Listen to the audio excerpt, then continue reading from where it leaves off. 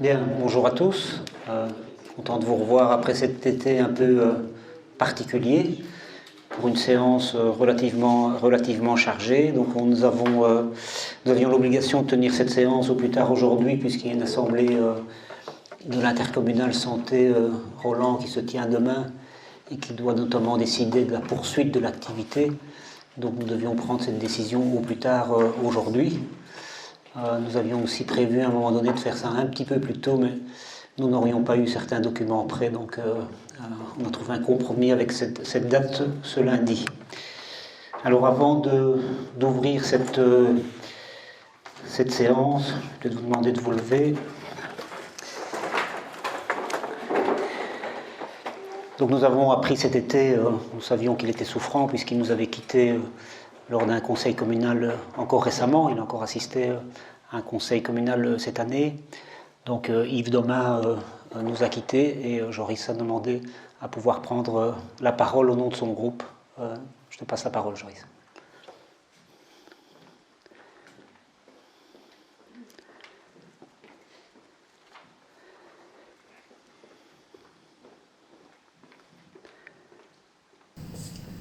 Mesdames, Messieurs, chers collègues, jamais je n'aurais cru devoir prendre la parole ce soir pour honorer l'homme, l'ami, le camarade qu'était Yves Domain. Au nom du groupe Votre Dour, je tenais à rendre un dernier hommage à notre ami et conseiller communal, lui apporter un témoignage d'affection, d'admiration, de reconnaissance, à l'élu bien sûr, mais d'abord et surtout à l'homme. Le vendredi 31 juillet, notre ami et collègue nous quittait. La maladie contre laquelle il a lutté courageusement jusqu'au bout l'a emporté. Avec lui disparaissait un homme respectueux des autres et attentif à eux. Une personnalité aux nombreuses qualités, toujours accessible et disponible. La tristesse restera grande pour sa famille, sa compagne, ses filles, son papa, son frère, d'avoir perdu un être cher, admiré et aimé de tous. Tristesse pour nous aussi, ses camarades et collègues, d'avoir perdu un ami proche. Tristesse, enfin, pour notre groupe politique, d'avoir perdu l'un de ses dévoués serviteurs. Nous continuerons à entourer la famille de notre sympathie et de notre soutien. Je ne m'étalerai pas sur son brillant parcours professionnel et son investissement auprès des Scouts de Roi. Pour ce qui est de son parcours politique, en 2012, il s'est présenté comme candidat pour la première fois et été élu comme conseiller communal. Il siégeait également au conseil de police, au logis de Roi, ainsi que dans d'autres structures. Dans tous ces conseils et assemblées, ses diverses interventions étaient toujours très remarquées. Mon groupe et moi-même mesurons les fortes qualités morales et professionnelles dont il a toujours fait preuve, ainsi que toute l'énergie qu'il déployait pour rendre service aux citoyens du Roi. Il nous a de nouveau accompagnés pour la campagne 2018, où il a été réélu. Il n'a pas hésité à s'investir auprès des jeunes de notre groupe et à les épauler. Nous sommes convaincus que son action lui survivra et que les valeurs qu'il a portées et défendues se transmettront. Il avait toujours aussi le petit mot pour rire, la petite blague inattendue qui nous faisait sourire. Yves, tu aimais la vie, et nous, on aimait la vie avec toi. Tu nous as quittés, mais ton souvenir ne nous quittera pas. Tu nous manqueras. Au revoir, l'ami. Je vais compléter. Donc merci Joris pour ce bel hommage. C'est vrai qu'on a eu l'occasion de de travailler avec lui et tout le monde soulignait la qualité de son travail. J'ai particulièrement apprécié, on en avait brièvement parlé, son geste au début de cette année, et finalement se sentant difficilement capable d'encore assumer son mandat, de passer la main, comme tu l'as dit, à un plus jeune. Donc c'est un bel exemple. Et puis tout au long de ces années, c'est quelqu'un qui s'est fort investi, je dirais gratuitement, le conseil communal de base, le relais des citoyens de notre commune ici et dans d'autres instances. Donc je tenais aussi, au nom de la majorité, l'ensemble du conseil, à transmettre toutes nos condoléances à la famille et à regretter évidemment un départ d'un homme de grande valeur pour nous tous. Merci. Je vous demande effectivement d'observer quelques instants de silence.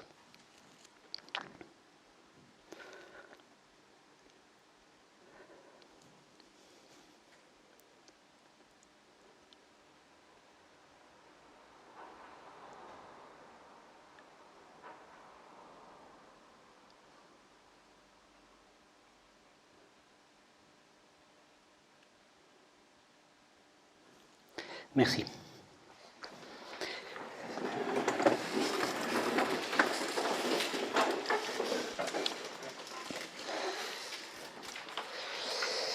Bien, alors, sans transition, désolé, mais nous devons reprendre le cours normal de cette séance, vous signalant que des documents complémentaires ont été transmis en ce qui concerne les comptes 2019 de la RCA. Il y avait un accord pour que ce soit fait comme cela. Donc il y avait des documents provisoires qui ont été complétés ces derniers jours. Donc nous avions évoqué ça avec Joris Vrigneux lors du CA de la RCA, ça a été fait.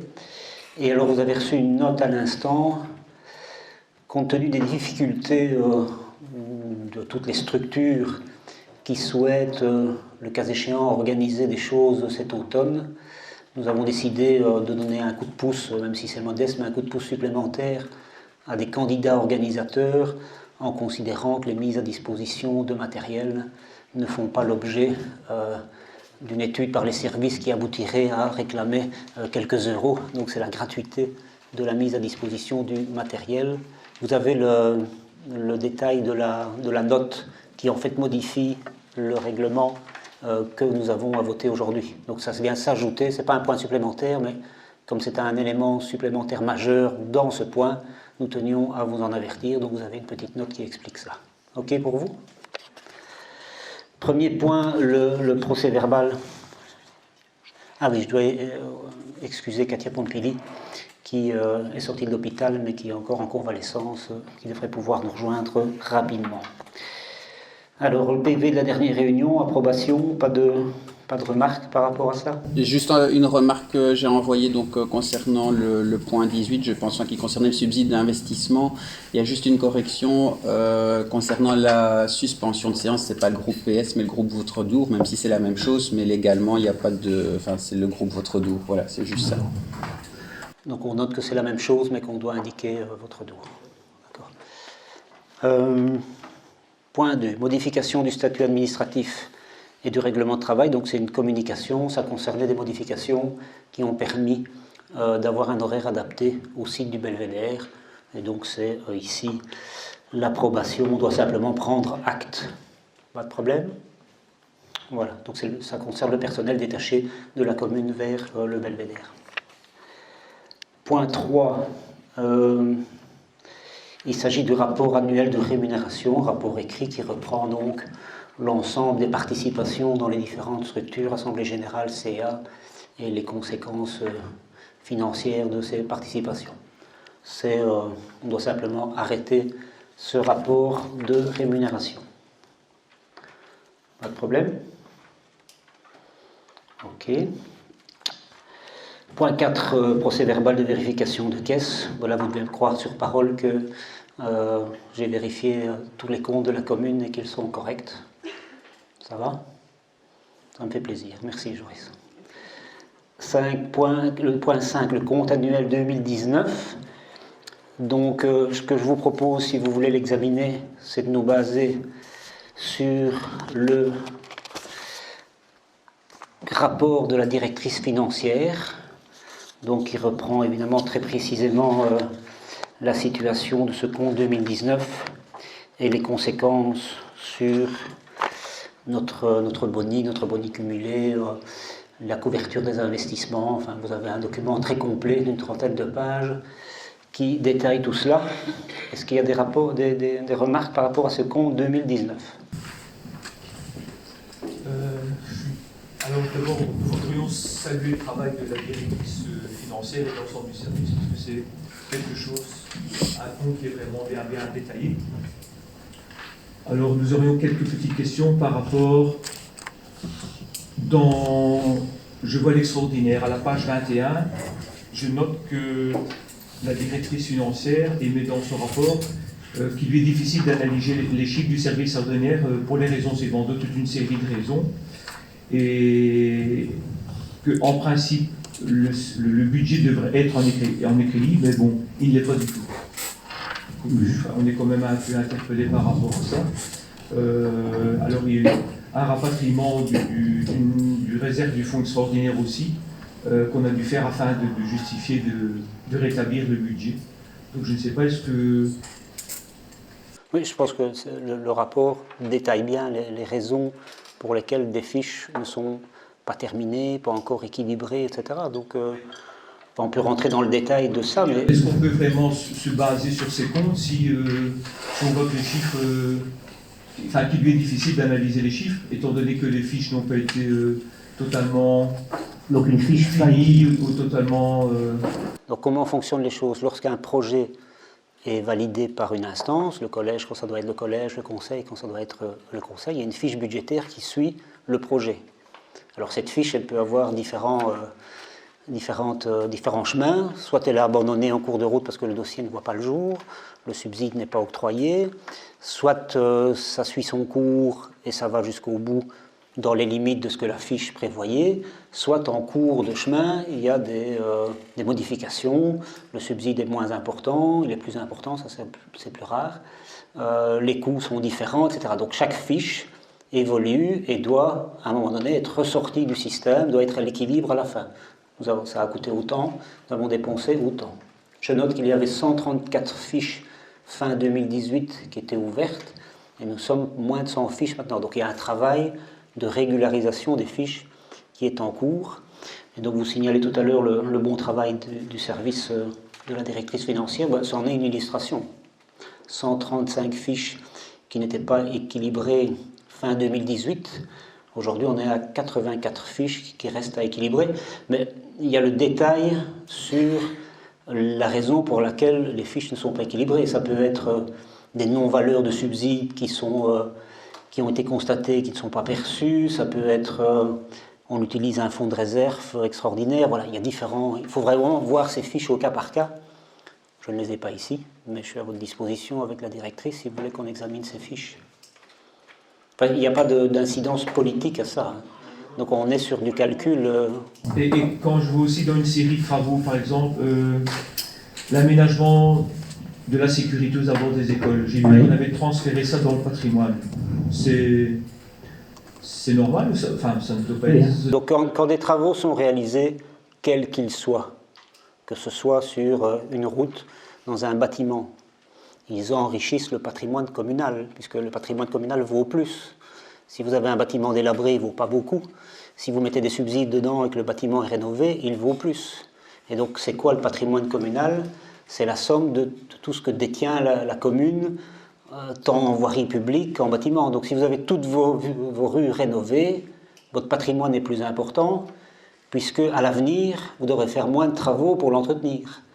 Vous pouvez avoir une commune qui est en très bonne situation financière, mais toutes les routes sont défoncées. Ok, tout va bien, sauf qu'il faut faire toutes les routes. Donc c'est ça le patrimoine. Merci. Y a-t-il autre chose par rapport au compte 2019? Dans le passif aussi, j'aime au poste 154. Donc la conclusion de la directrice, c'est que ce poste ne reflète pas la réalité. Alors, voilà. vous êtes à quelle page? Page 30. 2.1, 2 passif. Poste 154. Alors...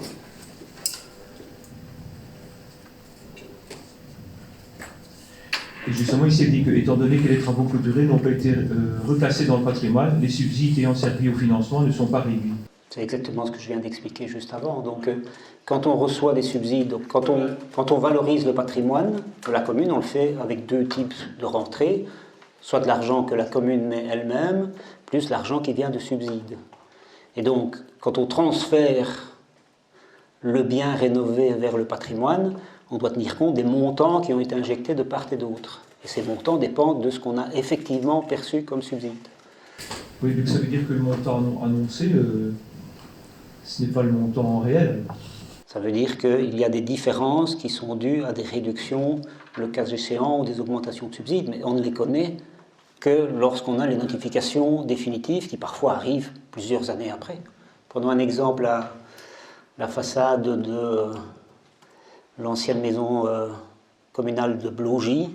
Je sais que des décomptes sont encore arrivés plus de 10 ans après les travaux, en disant le patrimoine a revu, le poste peinture numéro 1 tel, il n'était pas éligible, donc vous aviez mis 1 000 € de subside, mais on ne vous les donne pas. Et donc ça implique d'aller corriger la fiche, ce qui implique de changer la valeur patrimoniale de l'église. Enfin de l'église, en l'occurrence pas de l'église, mais de la maison communale de Blogy. Ça va? D'autres choses? Mais dans les droits constatés à recouvrer, nous avons déjà eu une petite intervention avec Eric concernant. On voit qu'il y a une série de droits constatés à recouvrer de 2000 à 2015. Il n'y a pas moins de 500 000 €. Je suppose, est-ce qu'on a un espoir de les récupérer ou on peut dire que c'est perdu? Il faut faire de ligne par ligne. Il y a des choses où on sait fatalement qu'on va les récupérer, il y a des choses où on sait déjà. Et puis il y a entre les deux, il y a des espoirs de récupération qui ne sont pas toujours confirmés par la suite. Donc 2000, ça fait 20 ans. Oui, donc il y a un travail en cours, effectivement, par la nouvelle directrice, pour d'aller éliminer toutes les fiches les plus anciennes, où là on sait définitivement que... Alors il y a un travail qui pourrait être fait plus rapidement, je pense que c'est sa volonté, de manière à éviter de se retrouver avec des fiches qui ont plus de 20 ans et qui n'ont jamais été clôturées. Ceci dit, ces clôtures de fiches, parfois c'est quelques dizaines d'euros. Hein. Oui, il y en a des plus importantes. Oui, il y en a des plus importantes. Mais une fiche qui n'est pas clôturée, c'est une fiche où entrée-sortie n'est pas égale à 0 exactement, et toutes les... Donc oui, tout ça est très passionnant.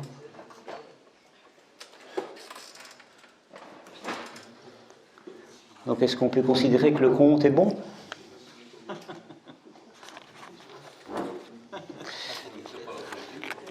Pardon ? Mais sincèrement, je crois que... Et donc les éléments importants du compte, parce que j'entends bien toutes ces questions, c'est quand même de constater qu'on a un boni pour l'année 2020 de l'ordre de 400 000 €. C'est quand même l'élément important du compte. J'entends bien qu'il y a des fiches qui ne sont pas clôturées, mais que donc par rapport au budget initial qui était en équilibre, nous avons tenu l'équilibre, nous avons même fait un peu mieux. Je pense que ça c'est à saluer. Et c'est d'ailleurs le seul intérêt politique du débat qu'on a ici. Hein. On peut chipoter sur de la comptabilité, je ne suis pas comptable, toi non plus, donc voilà, on essaye de donner des explications plus ou moins convaincantes de ça. Mais si vous avez des détails techniques à voir avec la direction financière, on le fait quand vous voulez. Je pense qu'ici c'est l'instance politique où on doit dire ah, les comptes de la commune, ils vont dans le bon sens, ils vont attention, l'endettement s'augmente, voilà, c'est le sens du débat ici. Mais enfin, moi je réponds à vos questions dans la mesure du possible. Simplement, auparavant, on avait quand même une commission des finances qui était quand même très intéressante et on pouvait déjà débroussailler avant de venir ici et d'avoir déjà des réponses au départ. Donc je trouve que ce serait intéressant, notamment avec les recouvrements, de réavoir une réunion bien spécifique par rapport à ça, que ce soit pas public ou pas, mais ça n'a pas beaucoup d'importance. Je crois qu'on pourrait se voir avant 3 personnes pour pouvoir au moins déjà avoir éliminé un maximum de lignes, comme vous le disiez, parce que rappelez-vous quand même, il y a 2 années, et vous l'aviez vu, vous l'aviez constaté aussi, comme Vincent d'ailleurs, c'était quand même assez important de pouvoir s'y retrouver. Effectivement, la directrice générale a fait un travail remarquable, sans retirer le mérite de l'ancien. La directrice financière aussi, hein, mais... Non, mais je dis voilà, quand j'ai fait le travail de l'administration, le travail de l'administration générale, et notamment ce service-là, qui est quand même assez, qu'on voit le nombre de lignes qui ont déjà été épurées, il reste quand même, et j'aurais tout à fait raison, c'est quand même assez, on n'est pas content, c'est ce qu'on disait, on essaye de comprendre un compte, c'est pas toujours évident, qu'on le veuille ou pas, j'invite d'ailleurs tout le monde à aller voir, et c'est vraiment, et je crois qu'avoir une petite commission avec 2-3 personnes, ce serait vraiment intéressant de pouvoir discuter de ça. Ouais, sauf erreur de ma part, vous avez émis 3 fois une demande de réunir, de vous voir avec la directrice financière cette dernière année, et ça a eu lieu. Ça a eu lieu. Vincent, à l'époque, tu avais organisé ça, et puis moi à mon tour. Donc, oui, bien sûr. Mais donc pas de problème, on fait le détail des comptes quand vous voulez avec la directrice financière. C'est pour le compte, il est bon ou il n'est pas bon? Non, on s'abstient pour le Donc s'abstenir sur un compte, je signale quand même que ça signifie que vous avez des remarques à faire sur le compte, donc qu'il y a une ligne quelque part qui pose problème. Donc j'aimerais savoir laquelle. Il y a plusieurs, je vous l'ai dit, une difficulté d'analyser les chiffres, on s'est écrit noir sur blanc, donc voilà, vous avez donné toute une série d'explications, mais voilà, nous, on reste... voilà. Donc vous pensez que le compte... L'abstention ne veut pas dire, encore une fois, qu'on est contre le compte, voilà, on s'abstient sur le compte, parce que bon, voilà, il y a des 3 constatés à recouvrer, il y a toute une série d'éléments qu'on avait... Non mais vous contestez qu'il soit à recouvrer? Donc le compte, il est bon, le compte c'est le compte. Je veux dire, Oui, mais les droits constatés à recouvrer, le montant, qui est quand même relativement important, vous l'avez souligné vous-même, il est quand même indiqué.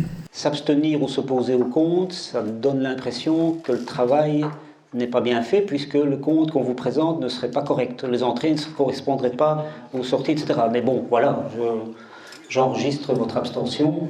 On a enregistré votre vote négatif il y a quelques jours à la RCA, donc je suppose que le compte là-bas n'était pas bon non plus. Donc, voilà. Donc nous étions au point 5, le compte. Point 6, plan de relance du commerce et soutien au pouvoir d'achat, constitution d'un groupe de travail. Donc là, on attend que vous nous donniez 3 noms pour travailler sur un projet que nous avons donc, que le collège a limité de telle manière à ce que le coût global pour la commune de ce qui est déjà engagé et de ce qui serait engagé serait de l'ordre d'1 million d'euros. On a aussi fixé, c'est une règle importante, l'impossibilité d'emprunter pour réaliser cette opération.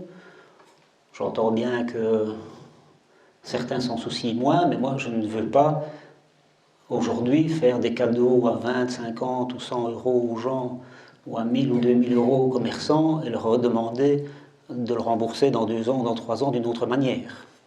Parce que c'est ça, hein, emprunter, c'est reporter demain la charge des cadeaux qu'on ferait aujourd'hui, même si ça fait plaisir. Hein. J'imagine que les gens dans la rue seront très contents lorsqu'on distribuera, le cas échéant, des chèques de 20 ou 50 euros. Donc ce groupe de travail que vous propose de mettre en place permettra vraiment de choisir aussi les options les plus efficaces, parce que j'ai vu tout ce qui s'est fait, et je ne vais pas parler des communes proches, d'abord bien constater que nous sommes les champions du monde en monsborinage. Je n'ai pas vu ce genre d'aide aussi massive dans d'autres provinces ou d'autres régions de Wallonie ou de Belgique. C'est une spécialité locale. Quelqu'un a lancé à un moment donné le concept et toutes les communes ont suivi gentiment en disant oui, oui, nous aussi. Alors il y a eu toutes les formules, des petits chèques, des grands chèques, des petits montants, des grands montants, mais je ne retrouve pas ça dans plus de la majorité des communes de Wallonie. Prendre un peu de recul par rapport à ça, c'est que ça serve à quelque chose. Servir à quelque chose, c'est je donne 20 euros, 50 euros à un droit, il va être très content. Ça ne changera rien à son pouvoir d'achat en dehors du cadeau à 20 euros qu'il va recevoir une fois. C'est pas ça l'objectif. On doit avoir quelque chose d'un peu plus étudié que ça.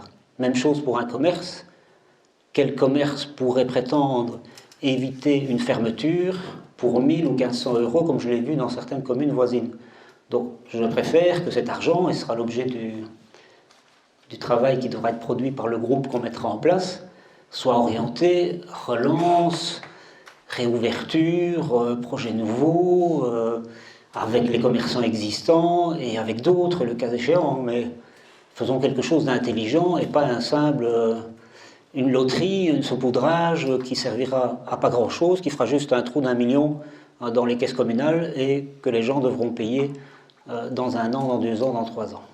Donc voilà, si vous pouvez désigner 3 personnes, je n'ai pas encore nos 5, moi, j'ai oublié de faire le travail, je peux les communiquer à la fin du conseil, mais d'ici la fin du conseil, je dois vérifier. Est-ce que vous avez 3 noms?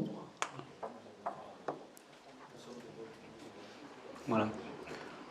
Vous attendez de savoir qui vient Non, mais je peux déjà vous dire que l'échevin du commerce à Miranord y est, que Pierre Carton et moi y sommes, et les 2 autres, nous avons des discussions qu'on n'a pas terminées parce que je n'ai pas eu le temps aujourd'hui.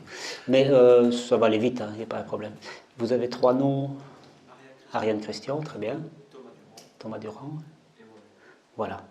On vous donnera...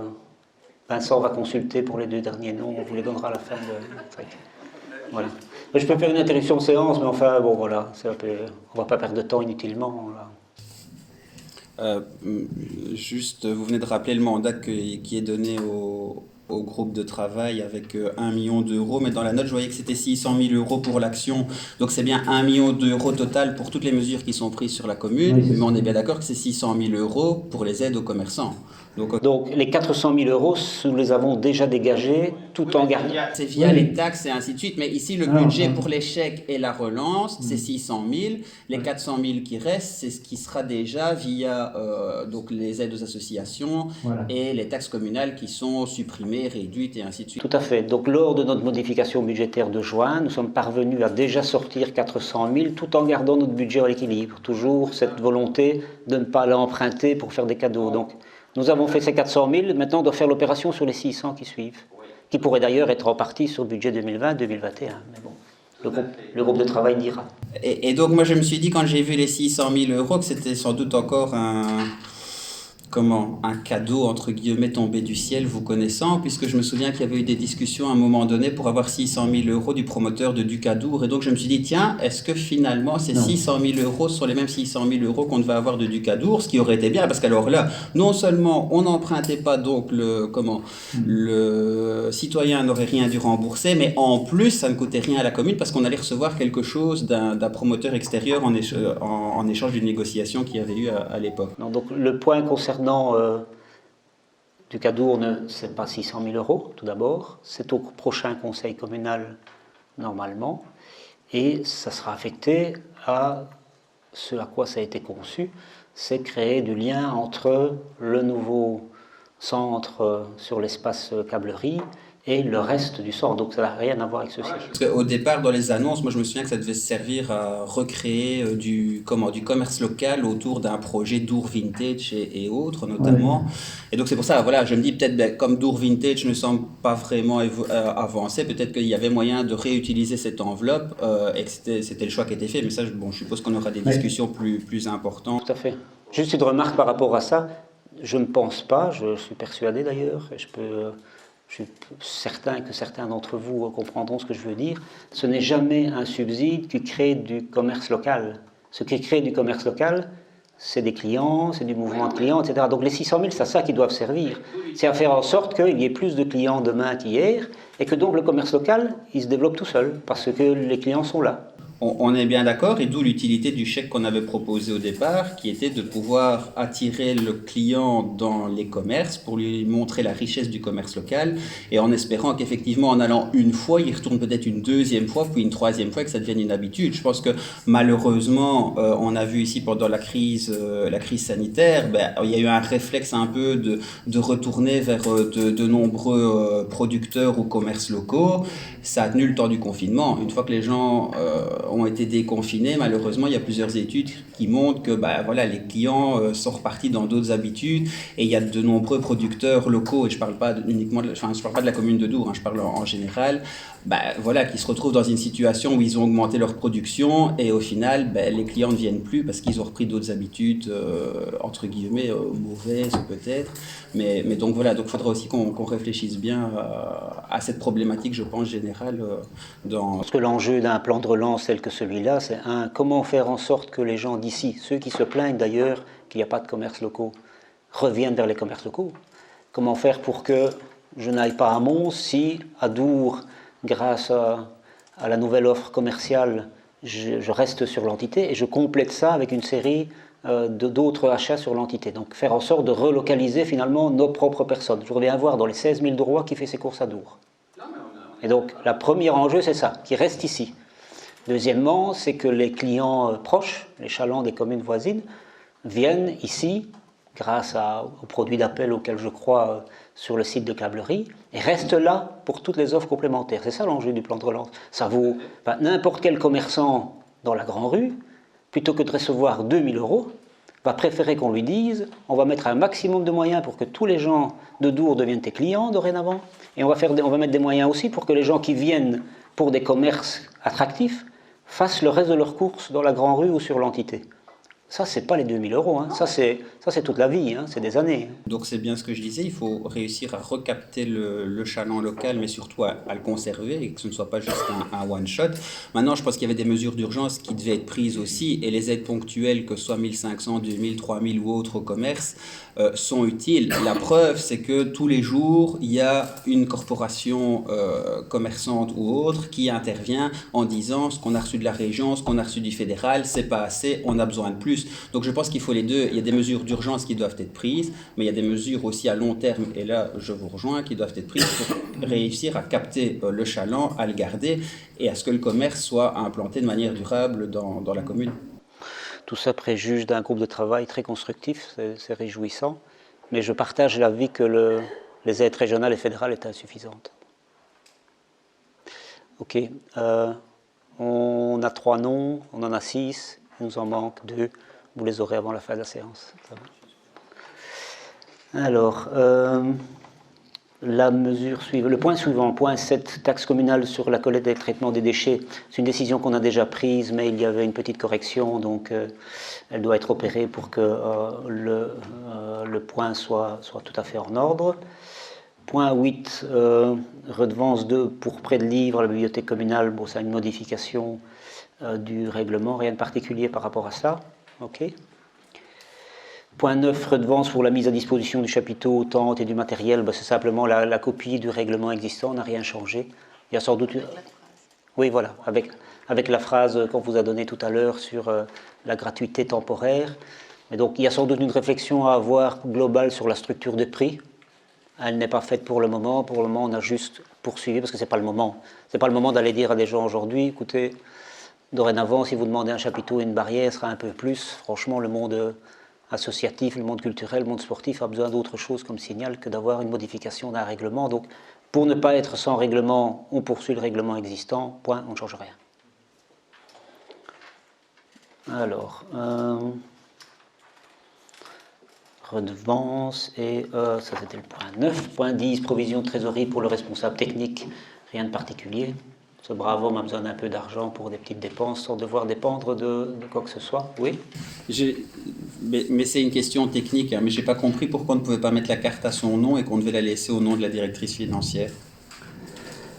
Oui, c'est la demande de la directrice financière pour...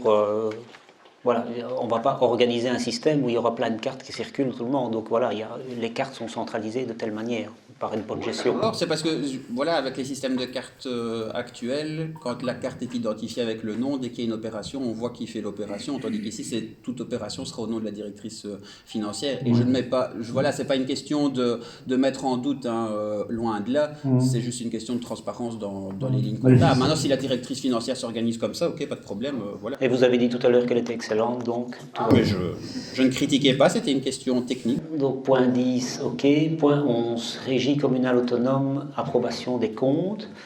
Donc là, vous avez reçu l'ensemble et tout a été débattu lors de jeudi notre CA, mais évidemment, le point suivant, c'est de faire approuver en Assemblée générale. Je rappelle que vous avez voté contre le compte jeudi soir en CA de la Régie communale autonome. Et donc nous devons aujourd'hui reproduire un autre vote. Y a-t-il des choses à exprimer sur le sujet?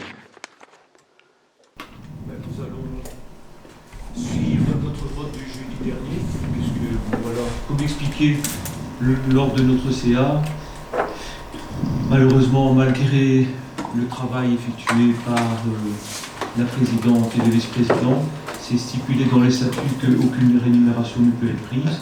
Et bon, dans les comptes, on voit que des rémunérations ont été prises. Donc voilà. On avait déjà souligné, enfin déjà attiré votre attention par rapport à ça. Je sais que c'était régularisé avec la création de la nouvelle SBL, mais bon, pour le compte 2019, malheureusement, ça y apparaît et voilà. Vous n'êtes pas mis d'accord? Donc votre commissaire a bien mieux lu le document que vous, puisqu'il a spécifié que les statuts ne le prévoyaient pas, mais que le CA pouvait, pour des missions, y déroger. C'est ce que le CA a fait. Donc le CA a décidé, 5 voix pour, 3 voix contre, de permettre cette rémunération, le temps que 2 solutions soient mises en œuvre, soit modifier les statuts, soit basculer vers le système ASBL. Et nous avons basculé vers le système ASBL, donc vous saviez, vous n'avez pas exprimé l'argument que vous donnez maintenant du fait que les statuts ne le permettaient pas, vous n'avez jamais dit au CA de la RCA. Eh bien, je demande qu'on voit les statuts alors, le débat, le PV. Vous n'avez jamais dit ça. Vous avez voté contre les rémunérations, mais vous n'avez jamais dit c'est parce que les statuts ne sont pas en ordre. Enfin, en tout cas, c'est pas au PV. Si vous l'avez dit, vous ne l'avez pas fait noter. Donc ça n'a sans doute peut-être pas été acté au PV, Moi, mais en tout cas... donc je ne sais que me référer au PV. En tout cas, oui, d'accord, mais moi je l'ai dit, et je vous l'ai dit par contre, et c'est acté dans un PV du Conseil communal quand nous avons étudié la convention qui lie la commune de Dour avec cette RCA et que nous avons renouvelé le contrat de gestion. Et vous m'avez répondu à l'époque, bon, c'est pas grave, puisque de toute façon on va changer, on va passer à la SBL, mais déjà, donc il y a 1 an, je pense plus ou moins que nous avons étudié ce rapport de gestion. Je l'ai demandé, je l'ai signalé et c'est acté dans le PV du conseil communal de l'époque. Voilà. Donc, mais voilà, c'est le débat qu'on a où vous dites non, c'est pas grave, on remplace par la SBL. Et, vous avez voté pour le remplacement par la SBL. Hein. Mais donc, attendez, on est bien d'accord sur le principe, mais moi je n'ai pas voté la rémunération. Et 2, on vous a toujours dit, il y a des statuts avec une ligne qui précise bien que le président et le vice-président ne peuvent pas être rémunérés. Donc voilà, il fallait changer les statuts et on vous a posé à l'époque la question de la légalité et c'est dans le PV qui est au conseil communal. Si vous voulez, vous me laissez le temps d'aller le rechercher, je peux aller retrouver le point. Hein. Ok, je ne sais pas si on doit faire un long débat là-dessus. Voilà, moi j'ai tous les... Voilà. Votre commissaire au compte a très bien fait son travail en disant le président et le vice-président ne perçoivent pas de rémunération, sauf si le CA en décide autrement. Et pourquoi est-ce que le CA en a décidé autrement? Parce qu'on est passé d'un bourgmestre échevin, président, vice-président non rémunérés, vers des conseillers qui ont fait un travail énorme et qui méritaient rémunération. Donc voilà, il n'y a pas de stress par rapport à ça. On enregistre vos 3 votes négatifs? Oui, 3 votes. Je veux dire, la même chose que les 3 votes de... Il y a encore 11 autour de la table, en tout cas. Effectivement, vous n'étiez pas présent. Lors d'un conseil d'administration de l'RCA du 19 décembre, où donc nos 2 représentants votent également contre la rémunération des présidents et vice-présidents. Donc c'est indiqué noir sur blanc, le 19 décembre 2018. Oui, mais c'est pas parce qu'on vote contre parce que les statuts ne le permettent pas. C'est 2 choses différentes. Enfin, bon, voilà. Vous avez trouvé un nouvel argument récent à une prise de position de l'époque.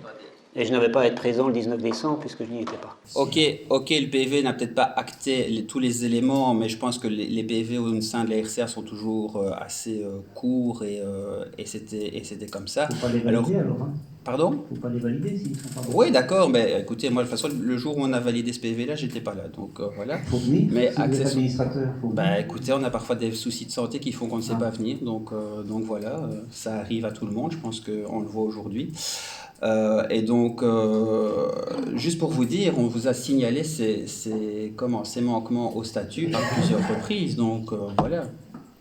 Je vous y ai répondu voilà. à plusieurs reprises. Voilà, mais donc on ne refait pas. Mais donc on ne refait pas le débat. Si vous dites que vous y avez répondu, on n'était déjà pas d'accord à l'époque sur l'interprétation des statuts et l'application de ceux-ci. On n'est toujours pas d'accord sur la manière dont ils ont été appliqués. Et point. Parfait. 13 voix pour les comptes et 11 voix contre les comptes. C'est ça? Ce qui revient à mon débat de tout à l'heure. Les comptes sont bons, hein, parce que, voilà. Soit. C'est ce que j'ai d'ailleurs souligné dans mon Voilà. rapport. Mais donc, c'est particulier de souligner dans son rapport que les comptes sont bons et aujourd'hui de voter contre les comptes. Mais bon. Attendez. Moi, j'ai vérifié en tant que vérificateur au compte, comme je l'ai déjà fait avant au centre sportif. Les pièces, c'est ce que j'avais demandé, étaient sur place.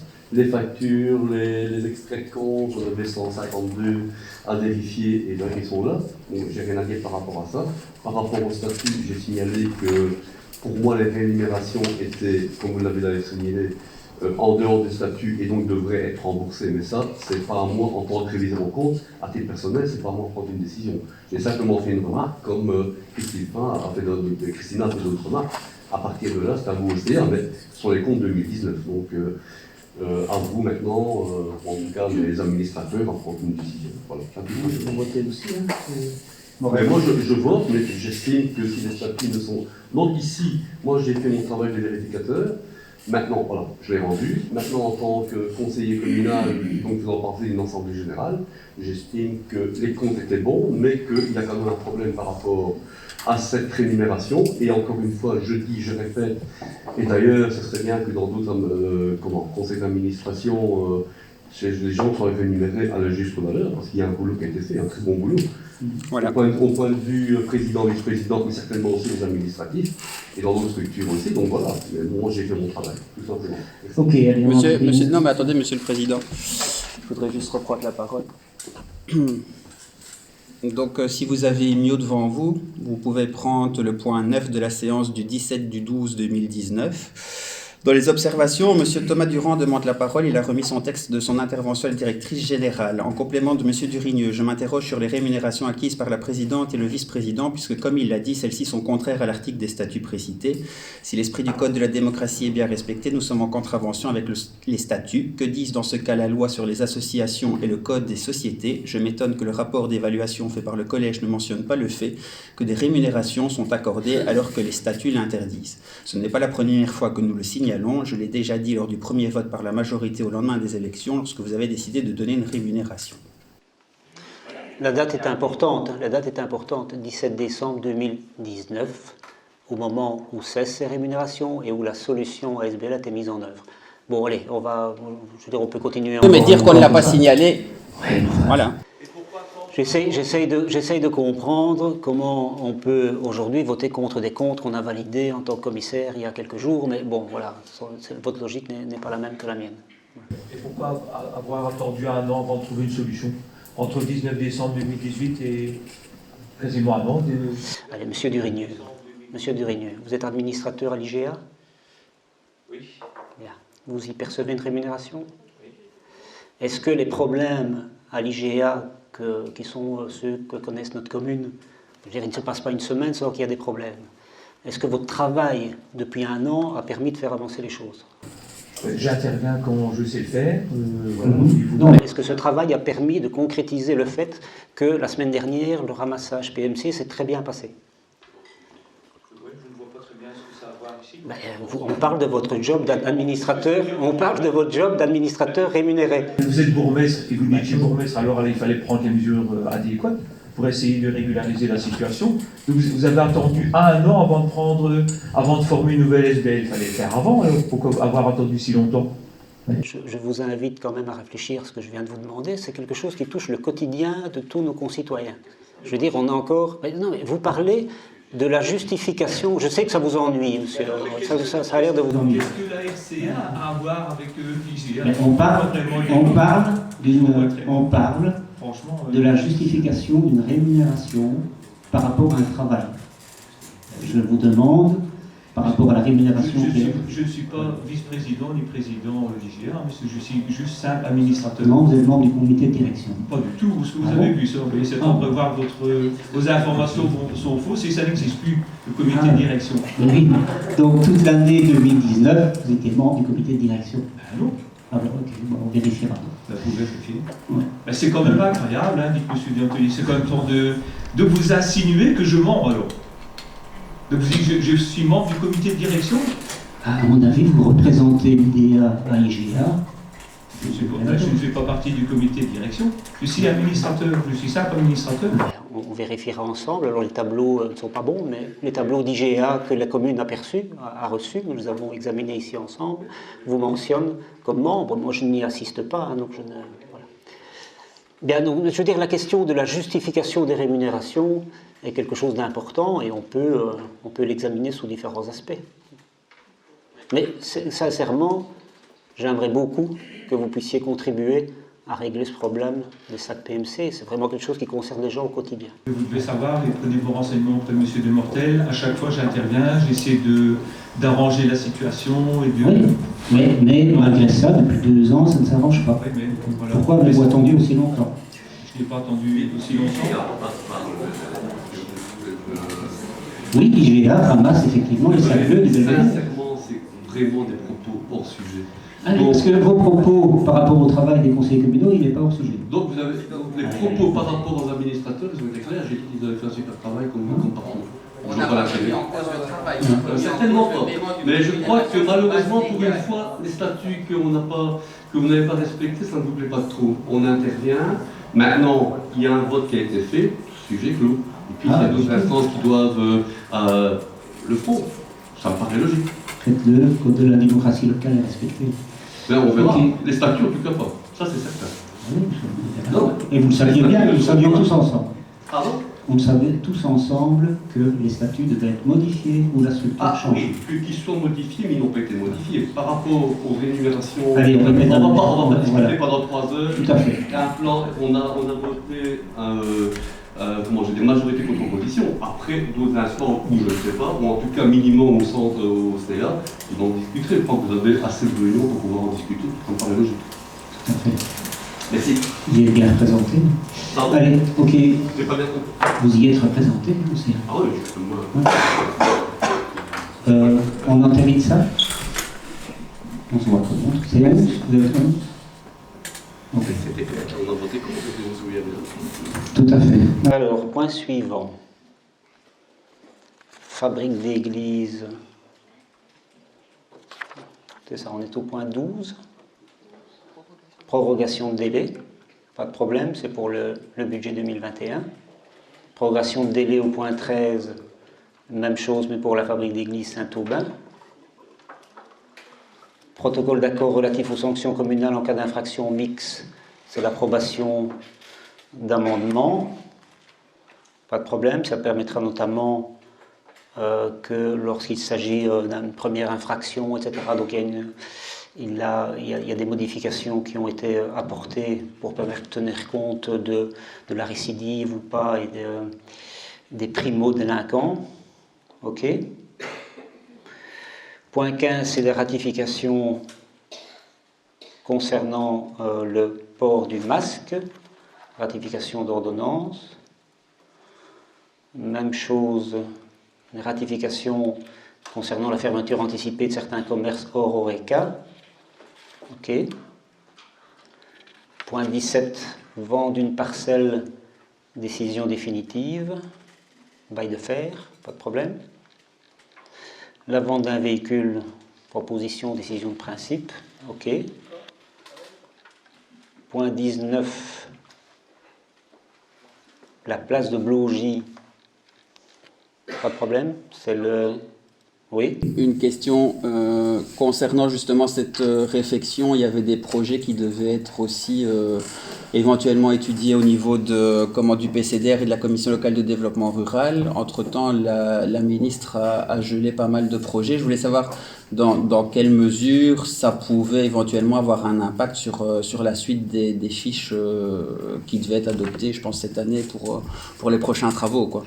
Je pourrais vous poser la question, je ne sais pas ce qui se prépare au niveau du gouvernement wallon sur les futurs financements développement rural. Donc on a un beau programme validé, confirmé comme de nombreuses communes. Mais je veux dire, au niveau, on n'a toujours pas eu d'informations plus claires de la ministre à ce sujet-là. Non. Ok, mais donc c'est une réparation de la place de Blogy dans son entièreté alors, mais ça n'empêche pas qu'après le cœur de Blogy, mais je veux dire ça n'empêche pas qu'après le cœur de Blogy puisse être réinstallé. Ici c'est une simple réflexion de l'hydrocarboné, il n'y a pas on ne redessine pas la place. Alors, learning center, donc on modifie, on crée des lots, etc. On crée une manière différente de pouvoir attribuer le marché suite à des premières offres reçues et à une réunion avec les services de la région qui suivent ce genre de choses.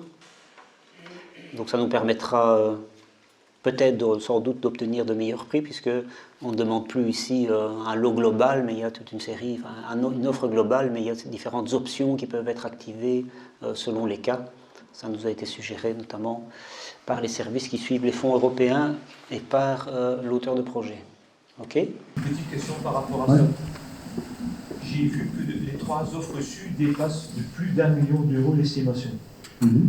Et donc je suppose qu'on va avoir les conditions d'accès, comme j'ai pu voir, en essayant de scinder et faire promouvoir un peu des entreprises locales. Ah, on scinde, mais on ne sait pas promouvoir. Enfin, le fait de faire des plus petits lots laisse la possibilité théorique à des entreprises d'où elles viennent de plus facilement obtenir les marchés. Mais évidemment, nous, s'il y a une entreprise qui vient de très loin et qui est la moins chère, vous connaissez le principe. Hein.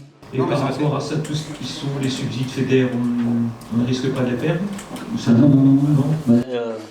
Comme on me le rappelle aussi, il s'agit bien de marché européen ici, hein, vu les montants, donc on pourrait avoir... Le délai d'attribution, parce qu'il y a une date limite généralement pour pouvoir actionner le fonds. Nous avons tenu une réunion ici il y a quelques semaines pour valider les délais, et donc c'est bien, tout ceci, cette démarche que nous votons aujourd'hui est validée par le service de suivi au niveau de l'administration wallonne.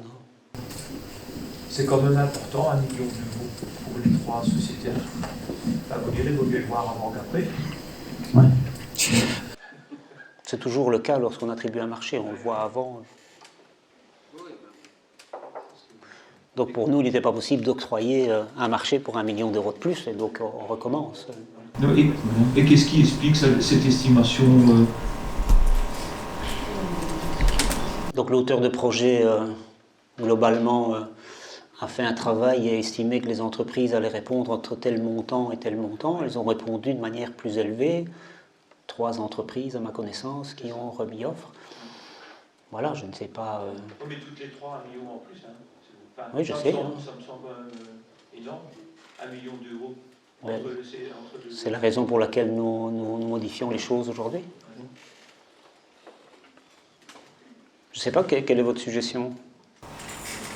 Si vous modifiez, je suppose que le projet qui avait été présenté, bon, ce sera encore le reflet de ce qui va être mis en œuvre par rapport à ce qu'on veut faire maintenant. Parce que j'ai vu que bon, pour les parois, on allait demander à certains artistes pour l'acoustique ou certaines choses. Je veux dire, par rapport au projet initial qui avait été présenté et le projet peut-être final que l'on aura, ne sera peut-être plus la même chose. Donc la fiche européenne telle que déposée, validée par les instances wallonnes et européennes, est respectée avec les mêmes objectifs. Alors, si vous me dites est-ce que le carrelage sera moins cher et donc un petit peu moins beau, peut-être, mais le but pour nous, c'est que ça coûte ce que ça doit coûter et que ça ne coûte pas 1 million de plus. Peu importe la couleur du carrelage. Oui, mais donc on est bien d'accord, c'est juste sur la qualité ou le choix des matériaux. Le projet n'est pas modifié en tant que tel. Le projet ne change pas et remis en cause, c'est toujours la même. Pas moins de livres. Voilà, c'est ça, il reste une salle polyvalente et ainsi de suite. Quoi. Je veux dire, ça ne devient pas juste une bibliothèque ou un espace plus réduit dans le Learning Center. Quoi. Ce prix-là. Non, mais voilà. Mais donc il y a certaines options par contre. Il y a des tiroirs qu'on activera ou pas en fonction des prix qu'on va faire. Il y a le cœur du projet et en fonction des moyens, si je comprends bien, il y a des options entre guillemets Ce que nous pensons, c'est qu'en faisant ces tiroirs, etc., il y aura plus de concurrence dans l'entreprise et qu'on gagnera déjà une partie de la différence du million, plus peut-être l'un ou l'autre aspect qu'on n'attribuera pas. On dira telle chose, on ne le fait pas. Mais le projet global reste le même. Là, un module à l'Athénée, pas de problème. Donc le Learning Center, c'est d'accord ou... Oui. Un module à l'Athénée, donc c'est la convention d'occupation. OK pour vous? Dotation à la zone de police, point 22, donc ça c'est simplement la confirmation du montant de la dotation à la zone de police. Rien de particulier? Ok, c'est des chiffres que vous connaissez par ailleurs. Point 23, approbation des mesures fédérales relatives au congé parental Corona, on parle du CPS, pas de problème. Point 24, extension aux agents statutaires des pouvoirs locaux. OK pour vous? Point 25, ça c'est un document important, c'est la manière dont on va gérer le bois de Coquard. Donc c'est la relation entre le DNF et la commune. Donc pour rappel, nous sommes devenus propriétaires conjointement avec le DNF du bois de Coquard il y a une dizaine d'années, dans la logique de l'acquisition de la chapelle toute proche. Donc l'ensemble du domaine a été reconstitué. Et pour la gestion de cette forêt domaniale, nous faisons confiance au service de la région wallonne, au service spécialisé du DNF. Et ce document-ci résume les engagements des uns et des autres. OK? Alors, point 26, ça concerne notamment la gestion des cours d'eau de notre entité. C'est le PARIS, donc le programme d'action sur les rivières. Pour mémoire, sur notre entité, il s'agit du ruisseau du Hanneton, du ruisseau Planty-Jaquette, du Rieux Saucé, du Rieux des Louges, le Russon, le Fossé du Roueux et le ruisseau de Fontenay. Je ne sais pas où est le Russon. Vous savez où est le Russon? Oui, c'est la rue que vous vivez. Ah oui, voilà. Donc ça, c'est l'ensemble des cours d'eau qui sont concernés ici par ce PARIS, avec des possibilités de gestion dans le cadre du décret wallon et avec le soutien de certains services à ce niveau. OK. Point 27, piste cyclable à Dour, Rolfontaine.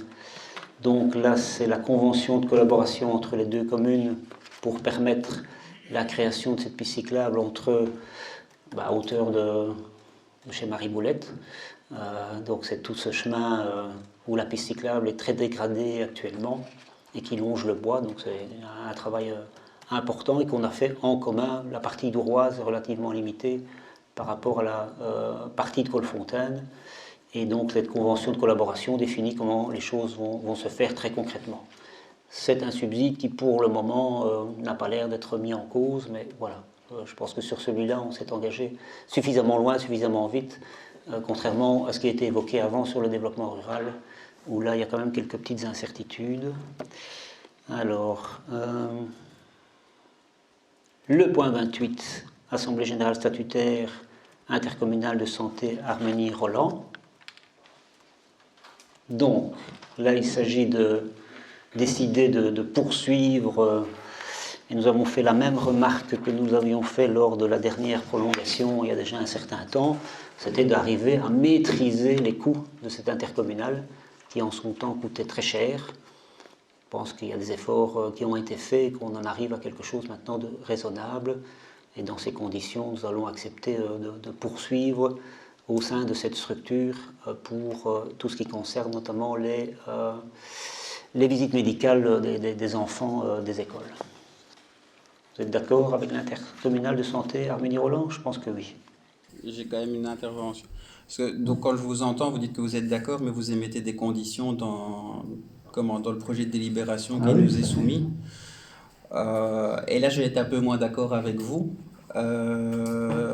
Notamment concernant le non-renouvellement du personnel, parce que je suis un peu étonné, Martine Coquelet qui siège avec nous, à chaque fois, elle a approuvé tous les plans de personnel, les ponctions dans le fonds de réserve et ainsi de suite pour essayer d'améliorer la situation. Donc je suis un peu étonné qu'aujourd'hui, vous vous positionnez différemment, même si effectivement, lors du CA où on a abordé la prorogation, vous aviez eu réunion de collège et là, elle avait émis ses remarques, mais ça fait 6 ans que je siège avec elle dans cette intercommunale et je ne l'ai jamais entendu évoquer ses remarques auparavant. Ce sont des conditions que nous définissons ici pour l'avenir. Hein. Oui, d'accord, mais donc c'est un peu étonnant. On a approuvé un plan de personnel sur plusieurs années qui couvre justement aussi qui prenait en compte, je pense, jusque 2030, plus ou moins départ, en tout cas, la pension de la directrice et ainsi de suite. Et à aucun moment, il y a eu des remarques sur le fait de ne pas renouveler le personnel et autres. Donc voilà, je suis un peu étonné, mais je suppose que j'aurai plus de précision, sachant qu'il faut quand même qu'il y ait un personnel minimum qui soit là pour assurer que les missions qui nous sont confiées par l'ONE dans le cadre des visites médicales soient assurées. Donc je pense qu'actuellement, il y a 3 personnes qui travaillent. Je veux bien qu'on ne les remplace pas, mais je ne sais pas comment on va assumer les missions dans ce cadre-là. Concernant le détachement à mi-temps d'un agent administratif auprès de l'administration communale, ça aussi c'est nouveau de demander ça à une intercommunale, mais donc j'espère qu'on fera les mêmes demandes auprès de l'IDEA, de l'IGA, d'YTEC, d'IMIO et ainsi de suite, parce qu'alors on va vraiment avoir un renfort énorme des différentes intercommunales pour notre administration, et je pense que notre directrice générale sera heureuse. Et concernant la non-rémunération du comité de direction, ben là aussi je suppose que Martine Coquelet est au courant qu'il a été supprimé en 2018, puisqu'elle y siégeait aussi en tant que vice-présidente, et on a tous décidé, suite au décret gouvernance, de supprimer ce comité de direction, donc c'est une revendication qui n'a plus lieu d'être. Mais pourquoi est-ce qu'on réécrit tout ça? Parce qu'on sait d'où on vient, hein. Je veux dire, on sait d'où on vient en nombre de personnel dans cette structure, et on n'a plus envie d'y retourner. Et donc on dit Dour continue, mais pas pour payer 10, 15 personnes comme ce fut le cas à un certain moment. Et donc c'est très bien que ce soit réduit. Donc on vous réaffirme que nous voulons bien continuer à travailler si ce n'est pas une solution pour faire rentrer massivement du personnel, comme ce fut le cas en son temps. Parce que ce ne soit pas une solution pour rémunérer aussi énormément de gens politiques, etc., comme ce fut le cas. Et donc nous voulons essayer de... Nous n'avons pas de majorité là-bas, vous le savez bien. Hein, donc la majorité là-bas est complètement... Madame Katia Pompili, qui malheureusement n'est pas là aujourd'hui, est vice-présidente de cette intercommunale. Oui, donc je suppose qu'elle a quand même son mot à dire. Lorsqu'on vote au conseil d'administration là-bas, on ne peut pas dire que ce soit ni le CDH ni le MR qui décide. Bah donc, non, c'est parce que vous n'êtes pas là, c'est normal, vous n'êtes pas administrateur, mais toutes les décisions se prennent au consensus et à l'unanimité. Donc voilà. Donc on peut refaire l'historique de cette structure et ce qu'elle a coûté à la commune dans son temps. Hein. Je suis content en tout cas d'entendre que c'est pour ne pas avoir de nouveaux engagements, mais on est bien d'accord que s'il y a des départs à la pension et des fonctions critiques, on remplacera ces fonctions critiques de personnel. S'il s'agit de fonctions critiques, oui. D'accord, ok, voilà. Ouais. Oui, évidemment, on va oui, non, mais direction. Parce que là, comme on mettait même en cas de départ des membres du personnel, et vu que normalement au sein de cette intercommunale, il n'y a plus que des fonctions critiques, parce que justement il y a un travail qui a été fait ces dernières années, bah, voilà, il faudra qu'on remplace. Je pense que quand la directrice va partir, c'est logique qu'elle soit remplacée, parce que sinon c'est pas les 2 infirmières qui vont pouvoir faire les fonctions. Donc voilà. On est bien d'accord avec ça, sinon... Okay. Non, mais d'accord. On peut supprimer le en cas de départ, si vous voulez, hein, dans la délibération. Hein. Donc, mais ça Martine, oui. Oui, voilà, donc moi je voulais également simplement rappeler que c'est les mêmes conditions que nous avions émises lors de la dernière prorogation, et relie bien à ton tour tout ce qui est pour les conseils, les PV, le conseil d'administration et tout. Il avait été décidé au niveau des rémunérations de tenir moins de réunions par an pour ne pas augmenter justement le montant de ceux-ci. Donc c'est pas une surprise. Non, mais moi je parle du comité de direction qui n'existe plus, Martine. Tu siégeais jusqu'en 2018 dans le comité de direction, puisqu'à l'époque ça existait, et suite au décret gouvernance, on a pris la décision de vouloir montrer l'exemple et de ne plus avoir de comité de direction pour justement qu'il n'y ait plus de rémunération d'un comité de direction qui finalement... l'émission pouvait être appliquée par le conseil d'administration. Oui, mais moi je parle pour la partie rémunération et tout, donc c'est quasi la même chose qu'il y a 6 ans déjà, oui. Voilà. Oui, mais il y a 6 ans, le comité de direction existait, aujourd'hui il n'existe plus. Oui, mais pour les montants des rémunérations... Ah oui, mais ça, c'est pas ce qui est mis, là, c'est de ne plus rémunérer. Voilà, c'est différent. Ok, donc on proroge ou pas? Oui, tout à fait. Ok. Alors, il n'y a pas de point supplémentaire, par contre il y a une question. C'est ça?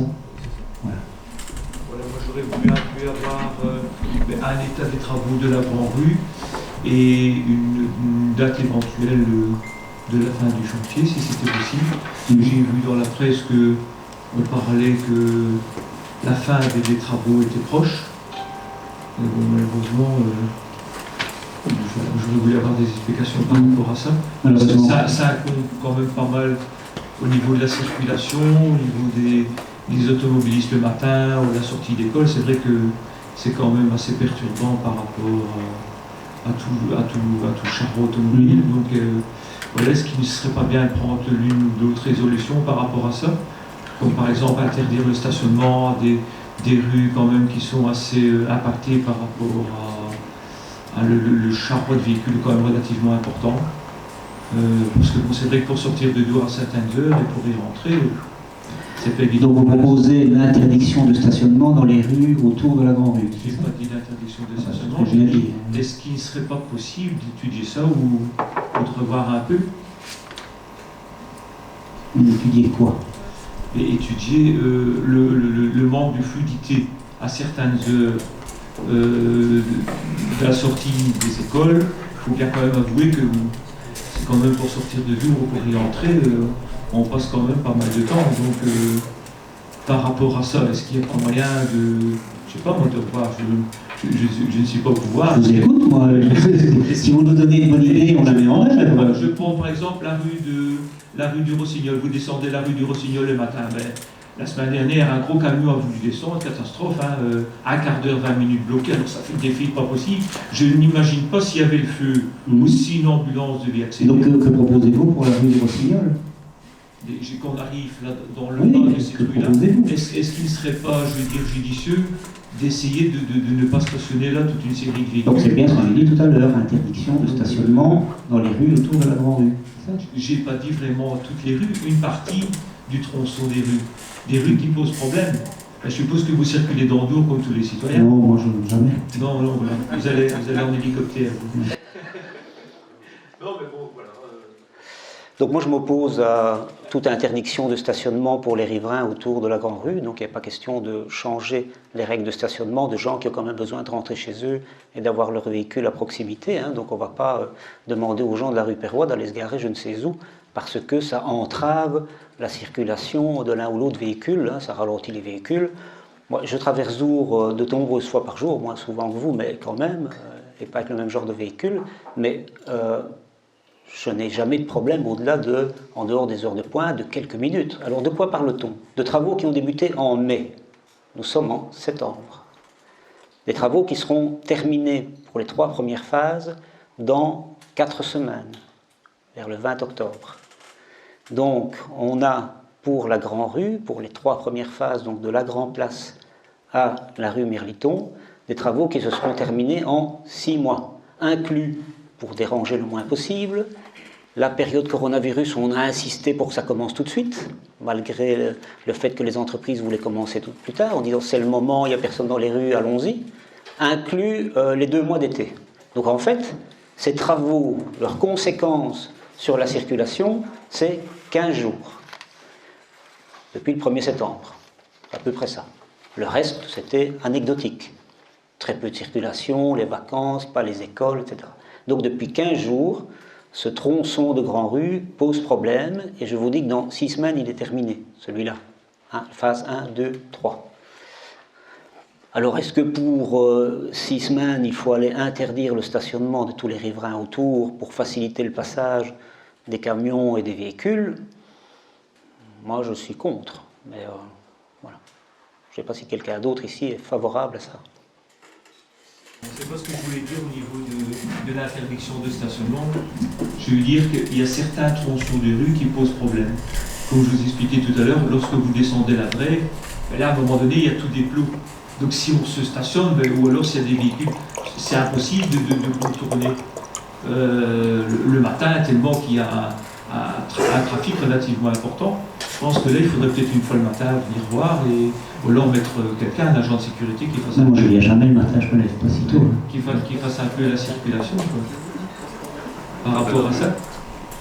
Je sais pas. Ouais, écoutez, faites-nous des propositions.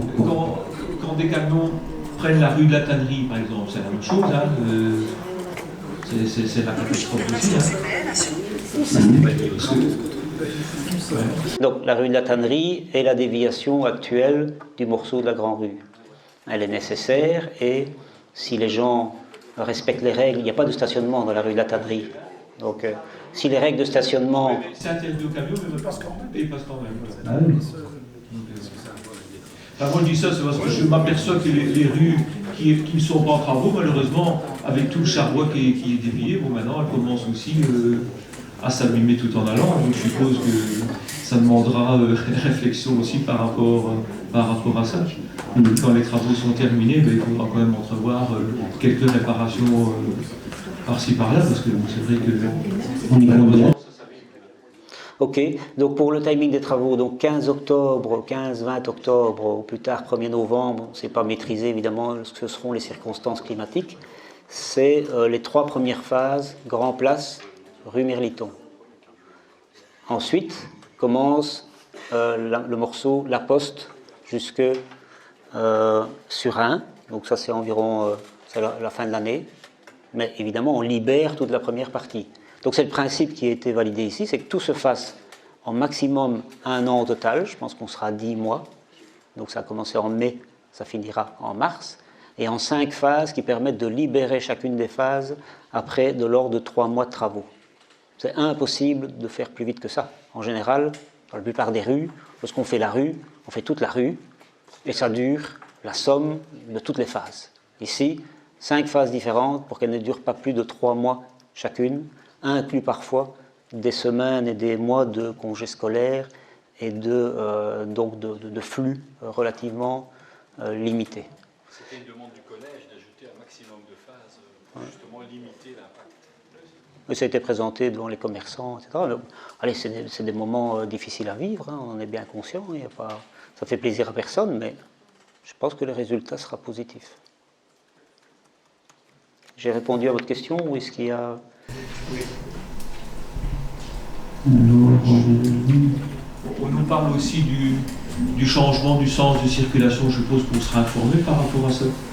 On nous dit qu'on va devoir monter la Grande Rue et plus la descendre. Oui, c'est dans les travaux prévoient ça, hein, donc les travaux prévoient ça, le sens de circulation c'est bien celui-là. Et le plan de mobilité, il y avait un diagnostic qu'on devait adopter en mai, on ne l'a pas adopté et on va... Donc le plan communal de mobilité, l'auteur de projet y travaille, hein, va être désigné pour y travailler, mais là il y a eu le pré-diagnostic. Donc, alors ce plan de mobilité, le pré-diagnostic qui est d'ailleurs passé dans ce conseil communal. Collège. Collège, parce que c'est passé pendant la période des pouvoirs spéciaux et donc ça n'a pas été ratifié par le Conseil. Donc c'est ça. Et donc le plan communal de mobilité, il doit tenir compte évidemment d'une série de choses qui n'existaient pas préalablement. Il y a un contournement qui se termine dans 15 jours.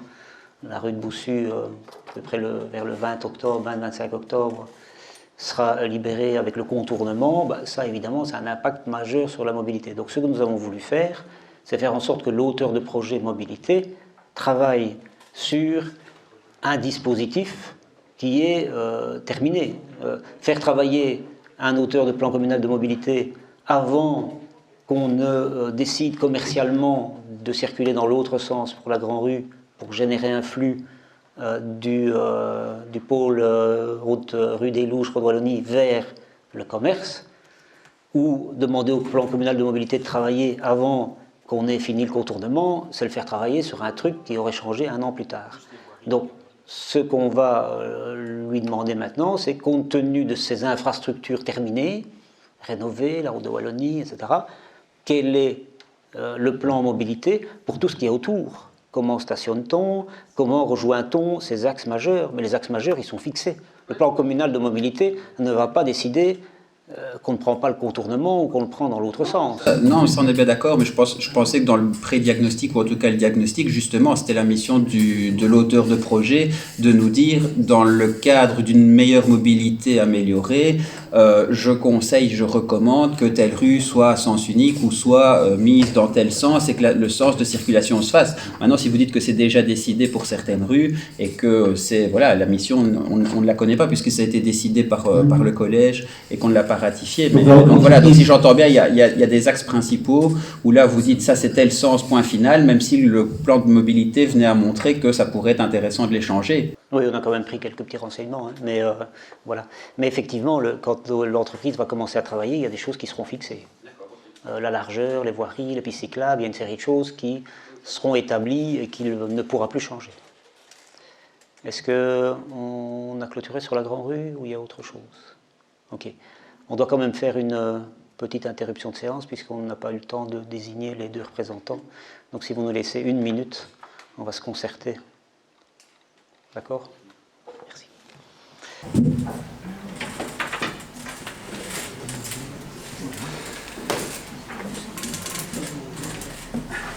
Coupez le micro.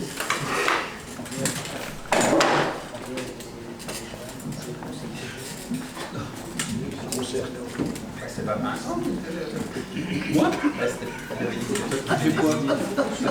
Il avait dit que c'était toi qui l'avais dit. J'ai failli à mon 2 fois.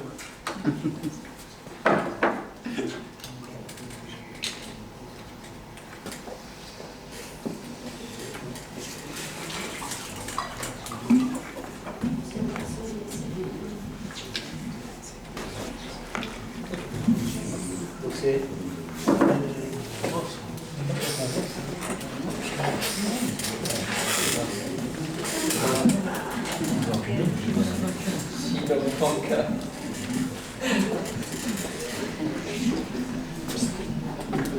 Voilà, donc c'est Virginie et Émilie. Donc Virginie, Émilie, Samy, Pierre Carton et moi-même. Voilà, on peut passer au huis clos.